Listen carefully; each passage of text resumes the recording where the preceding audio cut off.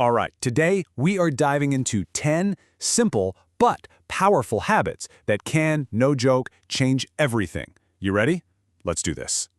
Okay, let me ask you something. Do you ever feel like you're stuck on a hamster wheel?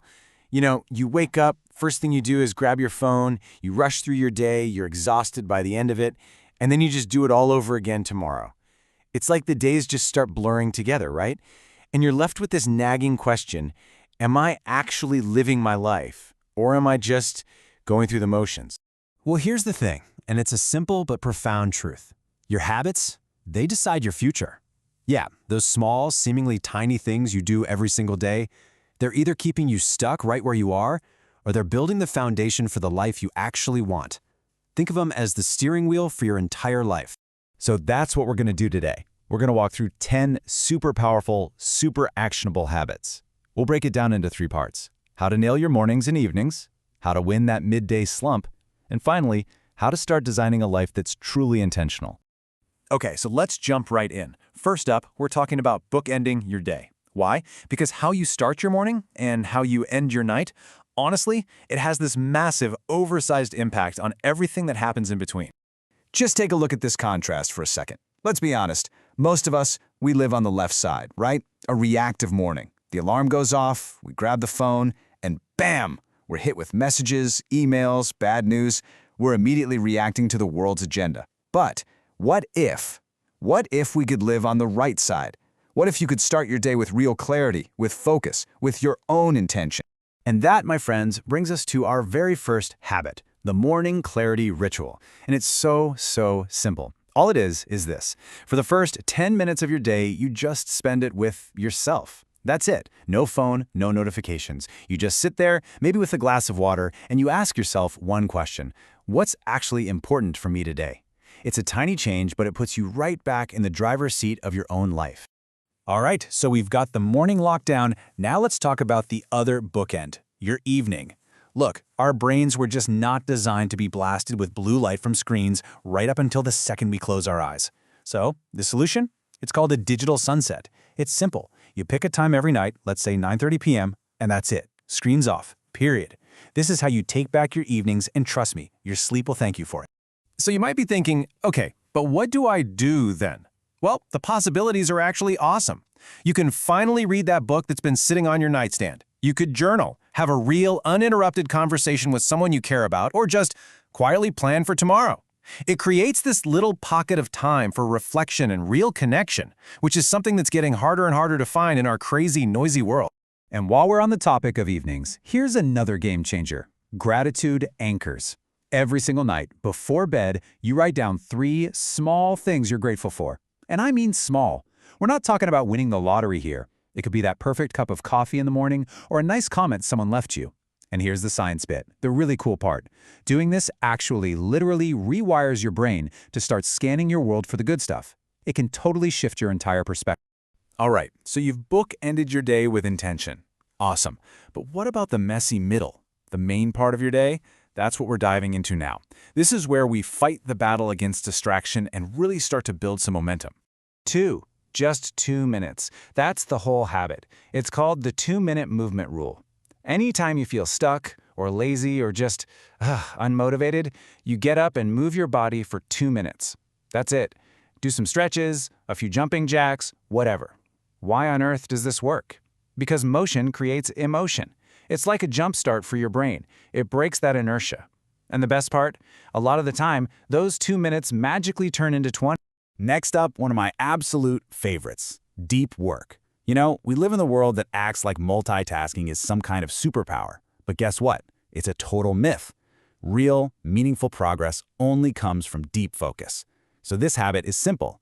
1 hour, one important task, and 0 distractions. No phone buzzing, no 50 browser tabs open. I'm telling you, 1 hour of pure, focused work like that is more valuable than 5 hours of just bouncing around, half working. 20 minutes. What could you do with just 20 minutes of learning a day? I know it doesn't sound like a lot, but let's just do the math real quick. That's over 120 hours a year. That is more than enough time to get genuinely good at something new. A language, an instrument, a coding skill, you name it. The secret here isn't intensity, it's consistency. Because honestly, the minute we stop learning is the minute we stop growing. Okay, so we've tackled our mornings, our evenings, and the heart of the workday. Now for this final section, we're going to zoom out. We're talking about the big picture habits, the ones that help you consciously design the life you actually want to be living. Now, here's a hard truth that a lot of people don't want to admit. Your environment is way, way stronger than your willpower. Which brings us to the 5-to-1 social energy rule.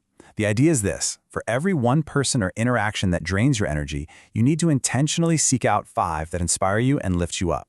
It could be calling that friend who always gets you, or listening to something that makes you feel good. The point is, you can't just let your social circle happen by accident. You have to design it. You know that feeling of just drifting, of being on autopilot? The best way to combat that is with a weekly reset. It's so easy. Just 30 minutes, once a week, you sit down and you do 2 things. First, you review. What went well this past week? What didn't? And second, you plan. What are my top 3 most important things to get done next week? That's it. This simple little ritual puts you back in charge and makes sure you're steering the ship, not just getting tossed around by the waves. Oh, this next one. This is a huge mindset shift.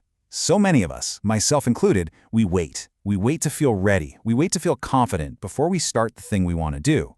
But here's the secret. You're never going to feel 100% ready. It's a myth. The real habit here is to act before you're ready. Just launch the thing. Send the scary email. Start the conversation. Because it's not confidence that creates action. It's the other way around. Action is what creates the confidence you were looking for all along. So, there you have it. 10 really powerful habits. But I did promise you a bonus one, didn't I? And this last one, it's a bit different. It's more of a mental tool, and it's something very few people use. But it has this incredible ability to give you instant clarity when things get messy. Yeah, this last one isn't something you do every day. It's a question you ask yourself, maybe once a week. And it's one of the most powerful mental models I know for shifting your entire perspective on, well, on everything. It's called the deathbed perspective. I know, sounds a little intense, but stick with me. Its whole purpose is to be a shortcut, a way to instantly cut through all the noise, the ego, the comparing yourself to others, all the little things we stress about every day, and just get you focused on what actually truly matters. So here's the question. Once a week, when you're feeling stressed or overwhelmed, just ask yourself this. If I were 80 years old, looking back on my life right now, would this thing I'm worrying about actually matter? And you know what? The answer is almost always a huge, resounding no. It's like an instant priority reset button. And that's because this question forces you to remember what the real endgame is here, right? It's not about the job title or how many followers you have or any of those other temporary anxieties. When it all comes down to it, what really matters are the moments you created, the people you loved, and the person you became. So, as we're wrapping this up, I want to leave you with one final powerful idea. Just imagine your future self for a second, the 80-year-old you. They're watching you right now, in this moment, and they are silently, desperately hoping that you make that one small choice today that's going to change everything for them down the road. Look, you do not have to do all 10 of these at once. That would be crazy. The goal here is not perfection, it is progress. So the only real question left to ask is, which one are you going to start with? Just pick one and start today.